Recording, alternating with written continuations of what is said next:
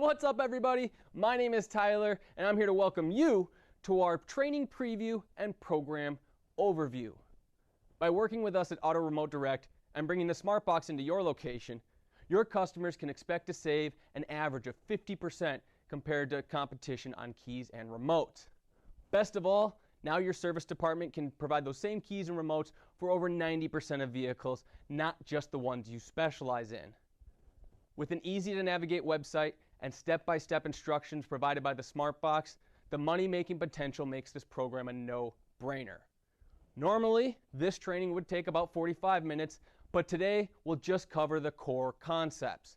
That's navigating the website, identifying the correct key or remote for your customer, programming using the SmartBox, and cutting a high-security key with our Condor Mini automated cutter. But enough of the formalities. I'm going to get out of the way so that we can see how this all works. When you log on to the Auto Remote Direct website, finding the correct product starts with the make, model, and year. For this example, let's look for a Nissan Altima 2018 using the drop-down menus. Now we see all available products for this vehicle. In this case, we have two possible options, and to determine the correct one, we'll implement a simple three-step process, the rule of three. You can see the steps in this big red banner off to the side. Starting with the first step, we want to make sure our customer's remote has the same FCC ID that's listed for the product. As you can see, both remotes have the same FCC ID here, so both could be correct. We're on the right track, but to narrow it down even further, we'll move on to step 2, the details. Clicking on the product image will take us to the product details, where we can check out all the important info, such as button options, frequency, and additional notes.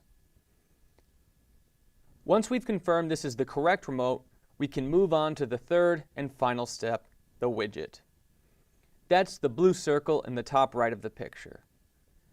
Clicking it will launch a pop-up that provides us with important programming notes. This vehicle requires that all keys are present at the time of programming, since existing keys and remotes will be deleted and must be reprogrammed during the process.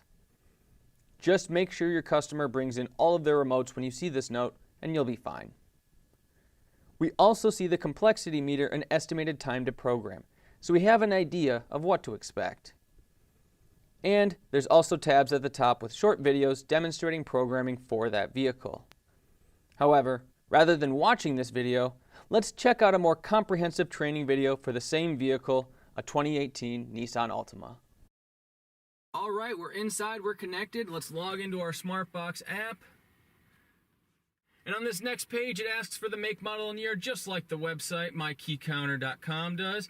So we'll choose Nissan Altima 2018 and hit submit.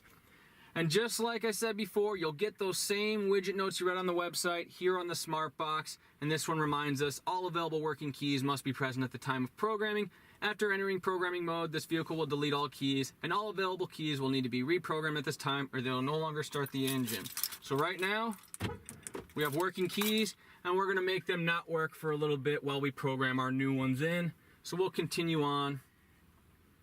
And here on this screen, it gives us all of our possible options for programming. Well, this vehicle only has the fob and proximity options, so that's the only menu we get. And once we click into there, we'll be given the available programming options for those products. In this case, there's a single proximity programming option, which is good because we're programming a proximity remote.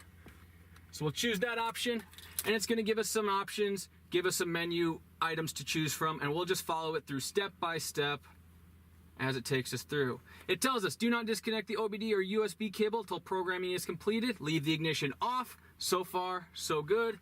Let's hit continue. And we, of course, want to program keyless, so we'll choose the top option that says program keyless. Now it tells us turn the ignition off and turn the emergency lights on. Our ignition is already off. Let's turn our hazards on. And now remember, I always tell people, the mantra is read a step, do a step, and then hit continue. By doing that, you'll make sure that you fully assess the step, the process that you're about to complete, and you'll do it right the first time to make sure you get it correctly every single time. So now that we've done that, we'll hit continue. says configuring system. And now again, it reminds us, any previously programmed keys need to be reprogrammed. Do you want to continue? Yes, we do. As you'll see, no longer works. But here's our first step, and this is why we want to read it and take our time. There's a lot going on here, but it's very simple if we know what we're doing. Click the start button once, which is right here, and the orange light on the start button will flash. Then quickly hold the logo side of the keyless remote up to the face of the start button for 5 seconds without pressing down. The ignition should turn on and the security light should quickly flash 5 times to indicate the key has been accepted. So what that's going to look like is we'll push the button, we'll hold the remote up, the ignition will come on, the dash will light up, and our security light will flash. So let's do that now. We'll push the button, we'll hold the remote, ignition comes on, light flashes, let's hit continue. Turn ignition off. Would you like to program another keyless remote? Well, yes, we have 2 more. So we'll say yes.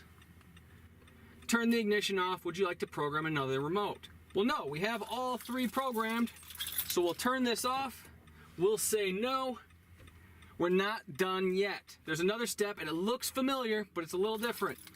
Click the start button once, the orange light will flash, then quickly hold the logo of the first remote up to the face of the start button for 5 seconds, then turn the ignition back off, and the dashboard should display registration complete. So we'll do that same step we've been doing one more time with the first key. That'll close out our programming cycle, and then once we turn the ignition off, we'll see that dashboard light up with the key registration complete. So we'll push the button, hold the remote. We even get a few more beeps on that one.